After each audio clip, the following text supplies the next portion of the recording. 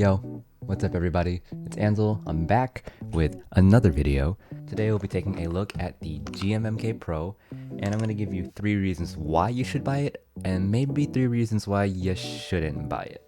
It's a board that's been trying to market itself as an enthusiast level board at a budget price. A lot of people wonder if it's for them, if it's all that great, and does it live up to the hype? And honestly, in my opinion, it doesn't live up to the hype, but it's still a good board. So let's take a look at some of the reasons why you should buy it. So 1, the price. $180 is cheap for this board, and it's a good price. So for beginners looking to get their feet wet and their first custom, not a bad deal for this board. So number 2, and it kind of goes with number 1, but the feature set, especially for the price. It has really good RGB, it's gasket mounted, it has the knob, and it's 75%. Very few other boards can compete with that feature set for this price. We've got ID80 and the KBD75 V2 for the price, but neither of those have as good RGB, neither of them have the knob, and I think this beats out the ID80 to be honest. You got the other boards like the IKI68 Aurora, the KBD67 Lite, TK Portico, and keeps going on and on. None of those are fully aluminum. None of them have the same layout. None of them have a knob if that matters to you, and this one just has better RGB. Now, you have to consider, are those things that are worth it to you? Are those things that you're looking for in a board? And if it is, you might want to take a really good look at this board. But if not, then obviously you can take a look at the others. But again,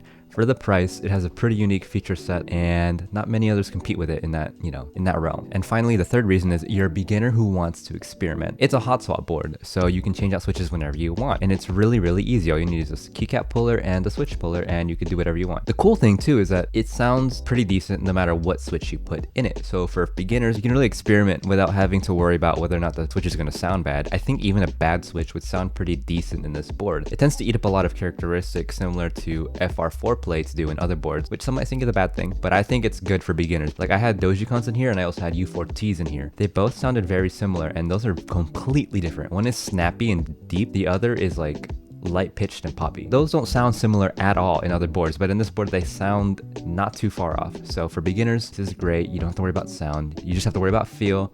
And then, you can switch out to whatever you want because it's hot swap. So now that we've gone over why you should buy this board, why shouldn't you buy this board? The first reason is you're already an enthusiast and you know what you want in a board. You're not looking for a board like this. You probably don't care about RGB. You don't care that much about it being hot swap. You might have a certain layout in mind. You don't care about a knob. Those are things that you might not care about. You might even care about like whether it's gasket, but the way that this board implements gaskets isn't really conducive to how it's typically implemented in other boards in terms of sound and feel. So if you're an enthusiast, you know what you're looking for, and you're probably looking for something more expensive, something a little more premium than this, and that's probably the first reason why you don't want this board. Another thing is like, because you're an enthusiast, you want a board that sounds unique. You want a board that really showcases the characteristics of the switches. You can't do that too much with this. All switches are going to sound very similar in here, and they're not going to really bring out the unique characteristics of each switch. Other boards have other offerings. So for example, other boards are going to have flex cuts, they're going to have half plates, they're going to have different assortments of plates. Here you get aluminum, brass, and polycarb, and that's quite a bit, but you don't get Palmer FR4, which are some things that I've seen in a lot of other higher budget builds. And also the anodization here, while decent for the price, is fine, it's not anything to write home about. I mean, the board looks really good, but the top pieces and the bottom pieces don't really match that well.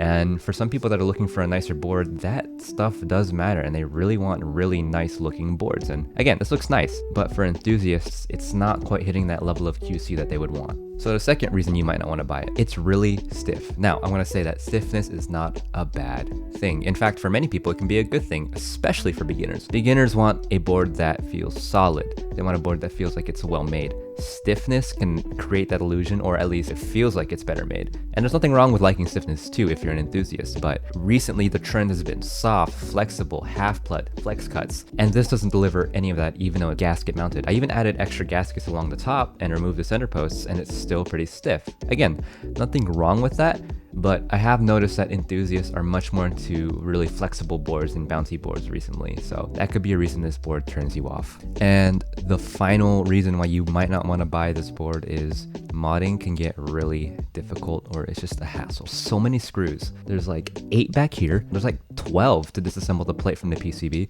and you got like screws that screw in the acrylic diffusers, and I think it deters newer users from going in there and modding it. And for enthusiasts, you're probably going to want to take it apart and take a look inside and see what you can do to mod it. So if you're really into modding and you really want to change out the stabilizers, this probably isn't the board for you. Quick note, the stabilizers in here are so bad. When this board first came out and people were doing all the reviews on it, the first thing that they mentioned that was bad was always the stabilizers, how rattly they were and how not good they felt. I think Glorious, in response to all those criticisms, added way too much lube to these stabilizers to the point where it was mushy. They even added like a sort of foam to emulate a Band-Aid mod. There were times where the stabilizer wouldn't return, and on stream I showed you that if I pressed it, it probably wouldn't go up, and it just felt horrible. So I had to take them out, I had to clean them out. I filed the plate to fit a Durock V2 stabilizer, but I big brained it and I took the stems of Durock V2 stabilizers, I holy modded them, and I stuck them inside the clean housings of the GOAT stabilizers. And that, you know, after lubing with XHT and 205, pretty much alleviated almost all of the problems that I had with the stabilizers. But it's a hassle, and there's no reason Glorious should be putting out that much lube. So if you're watching this, Glorious, remove it. Please, just leave them stock. Whatever you did is so bad and it's literally unusable. So if you're gonna get this board, please mod those stabilizers. I did it, they feel amazing and sound amazing now, but boy, that was a hassle. So that's all for the video, guys. Thank you so much for watching, and tell me, did this help you at all? Was it informative? Did I miss anything? Did I misspeak at all? Please inform me in the comments. I'm willing to take any criticism. I don't want to misinform anybody. But yeah, these are just my honest thoughts on the GMMK Pro and who should buy it, why you should and why you shouldn't. But yeah, like, comment, subscribe, or whatever you want to do. It's up to you. Sorry for not putting out that many videos lately. I'm working on like a million projects right now. I got school, I got vid gigs, I got photo gigs. It's a lot, but thank you for hanging in there. Thank you for waiting, and I hope to see you next time. Peace.